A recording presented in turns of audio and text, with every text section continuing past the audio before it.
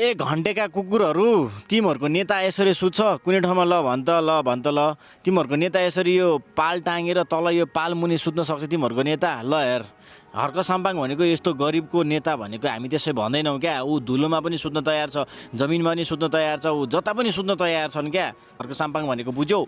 त्यही भएर हामीले राम्रोलाई चुज गर्नुपर्छ क्या। त्यो कुर्सीमा बसेर खुट्टा हलाएर कुरा गरेको भरमा तिमीहरू वाउ वाउ गर्ने खालको, तिमीहरू कस्तो खालको घन्टेका झोलेहरू हो यार तिमीहरू। यार तिमीहरूको दिमागमा यो बुद्धि कहिले छिर्छ क्या?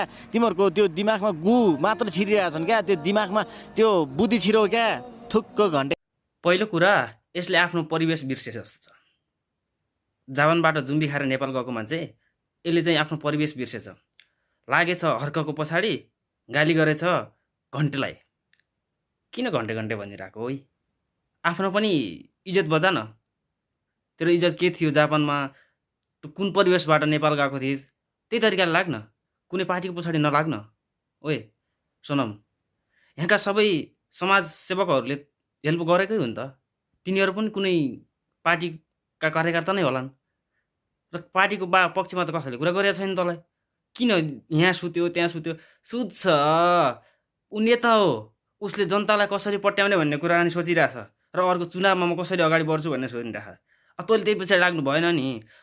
तालीलाई ताली र गालीलाई गाली गर्ने हो, तर त्यसरी पार्टीलाई भनेर पार्टी पङ्क्तिमा जाने होइन क्या। बुझ्न, पार्टी पक्षमा नजा क्या। हामी समाजमा बस्ने मान्छेलाई समाज नै चाहिन्छ, कुनै पार्टी चाहिँदैन। पार्टी चाहिन्छ त केवल यो देश बचाउनको लागि। तेरो हर्केले देश बचाएको छैन। देश त अहिले चलाउने ड्राइभरले बचाइराख। त्यो हो बालेन शाह। बचाउने नि उसले हो, मार्ने नि उसले हो, देश जोगाउने नि उसले हो, बेच्ने नि उसले हो। गाली गर्नु हुँदैन, चेतना दिने हो, गाली गरेर पाउने होइन।